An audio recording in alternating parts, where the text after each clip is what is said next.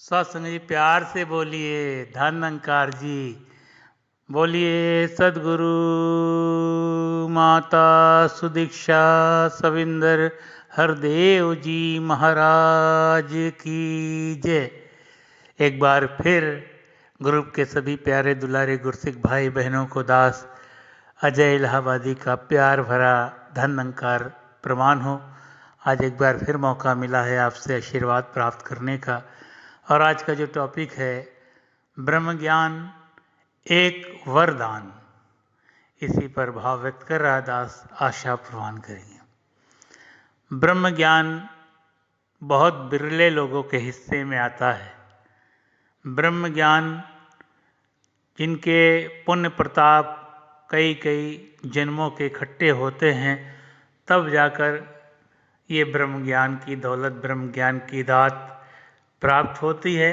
और ब्रह्म ज्ञान तो एक वरदान है, और ये वरदान जिस भी भक्त को मिल जाता है उसका जीवन धन्य हो जाता है, कृतार्थ हो जाता है। और वो नाम की दौलत प्राप्त करके भक्त प्रहलाद की तरह, कबीर की तरह, मीरा जी की तरह और प्रहलाद की तरह अनेकों अनेकों भक्तों की तरह वो भी बावरा हो जाता है, क्योंकि ये वरदान है। ब्रह्म ज्ञान हर किसी के हिस्से में नहीं आता है। बहुत ही विशेष कृपा आप सब, हम सब संत महात्माओं के ऊपर सदगुरु की कृपा हुई है, जो ब्रह्म ज्ञान की दौलत हमें मिली है। दुनिया की सारी दौलत यहीं रह जानी है। अगर कोई दौलत साथ जानी है तो ये नाम धन की दौलत ब्रह्म ज्ञान। इसीलिए इस ब्रह्म ज्ञान को महात्मा आज वरदान का नाम दे रहे हैं कि वरदान। वरदान भी हर किसी को नहीं प्राप्त हुआ करता है। जिससे स्वयं प्रभु रीझता है उसे ही वरदान प्राप्त होता है, उसे ही वरदान प्राप्त होता है। और वरदान के लिए आप पुरातन इतिहास उठाकर पढ़ लीजिए। धार्मिक ग्रंथों का हवाला देते हुए महात्मा समझाते हैं कि जब कोई संत महात्मा ऋषि रीझ जाते थे तो वरदान देते थे।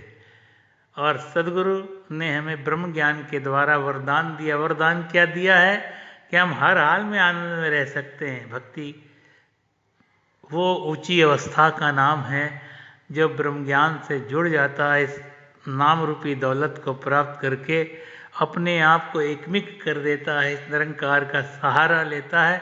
उसे दुनिया भर की शक्तियाँ, ताकत, माया ये किसी भी प्रकार से तंग नहीं कर सकती, किसी रूप में परेशान नहीं कर सकती हैं।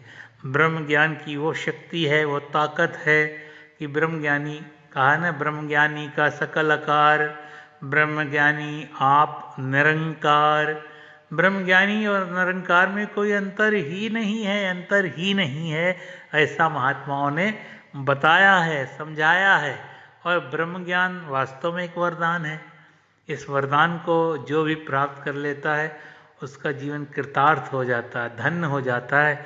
और जो भक्त इस नाम की दौलत को, ब्रह्म ज्ञान को प्राप्त करता है वरदान स्वरूप, उस भक्त को हमेशा हमेशा सदगुरु के प्रति कृतज्ञता व्यक्त करना चाहिए।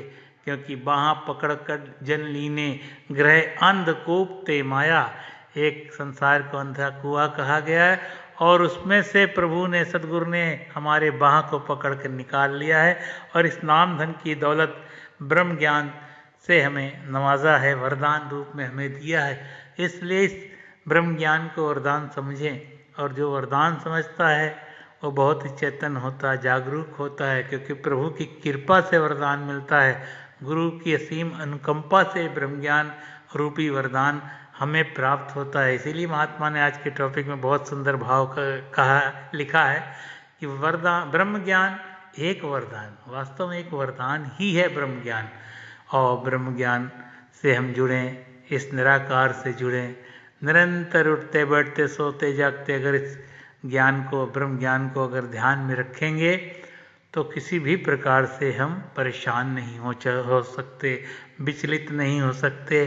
और हमेशा हमेशा भक्ति रस का आनंद प्राप्त करते रहेंगे। आज सारा संसार किस तरह से कोरोना वायरस से पीड़ित है, लेकिन ब्रह्मज्ञानी महात्माओं की क्या अवस्था है। ब्रह्मज्ञानी आज सत्संग कर रहे हैं, ऑनलाइन सत्संग कर रहे हैं। जहाँ एक सत्संग मिलती थी आज किस रूप में आप देखो, वीडियो कॉन्फ्रेंसिंग के द्वारा, ऑडियो के द्वारा, ऑनलाइन संगत के द्वारा ब्रह्मज्ञानी महात्मा तो आनंद ले रहे हैं। सारा संसार आज इन दुखों से पीड़ित है, भयभीत है, लेकिन ब्रह्मज्ञानी महात्मा वरदान उनको मिला हुआ है, गुरु का इस ब्रह्मज्ञान की दात मिली हुई है और इस ब्रह्मज्ञान से जुड़कर अपने गुरु, पीर, पैगंबर और तारी पुरुषों की शिक्षाओं को जीवन में अपनाकर भक्ति रस का आनंद प्राप्त कर रहे हैं, भक्ति रस का आनंद प्राप्त कर रहे हैं। आज दुनिया किधर जा रही है, लेकिन ब्रह्मज्ञानी महात्माओं की अवस्था क्या है? अब तो जाए चढ़ो सिंहासन, मिलवो सारिन पानी, राम कबीरा एक भय को न सका पहचानी। चीटी जिस पर न चढ़े, राई न ठहराए, कबीरा उस पर महल बनाए। नित आए नित जाए, ये एक अवस्था ब्रह्मज्ञानी महात्मा की होती है। इसलिए ब्रह्मज्ञानी को एक जो सहारा होता है, परमात्मा ईश्वर का ही सहारा होता है और इस ईश्वर का सहारा लेता है, इस निरंकार का सहारा लेता है और उठते बैठते सोते जागते इसी नाम धन की दौलत से सजता है, संवारता है और सबको ही इस दात से जोड़ने का प्रयास करता है, अपने कर्म से, बोल से, आचरण से, व्यवहार से। और ब्रह्मज्ञानी महात्मा की अवस्था ही कुछ न्यारी होती, निराली होती है। इसलिए जो संत महात्मा आज ये टॉपिक दिया है संतों महात्माओं ने सबके लिए, वो यही दिया कि ब्रह्म ज्ञान एक वरदान है। इस वरदान को आओ हम अपने दामन में समेट सकें, इससे निरंतर एक नाता जोड़ कर रखें।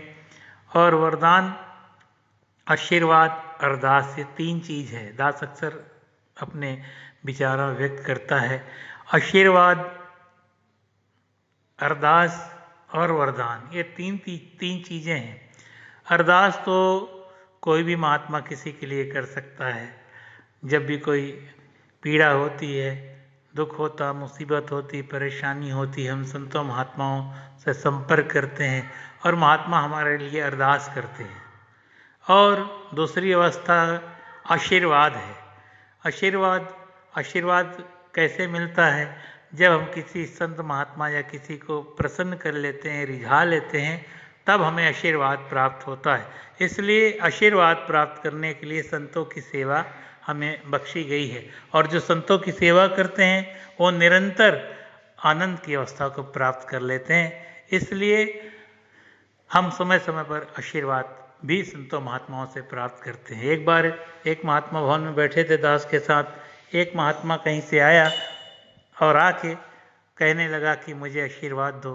तो दास के साथ दूसरा महात्मा जो बैठा था वो कहने लगा, अजय जी क्या इनको आशीर्वाद मिल जाएगा? ये आकर आशीर्वाद मांग रहे हैं, आशीर्वाद मिल जाएगा? तो दास ने उनसे कहा, आशीर्वाद कोई खिलौना थोड़ी है कि उठाया और दे दिया। आशीर्वाद तो किसी को रिझा कर, किसी को खुश करके सहज में प्राप्त किया जा सकता है। आशीर्वाद वो अवस्था का नाम है। कोई व्यक्ति धूप से चल कर आ रहा हो, गर्मी में पीड़ित हो, पसीने टप टप चू रहे हो और उस व्यक्ति को एक ठंडा गिलास पानी पिला दीजिए, आपको आशीर्वाद मांगने की जरूरत नहीं पड़ेगी, स्वतः ही उसके हृदय से निकलेगा, प्रभु कृपा करे आप सुखी रहें।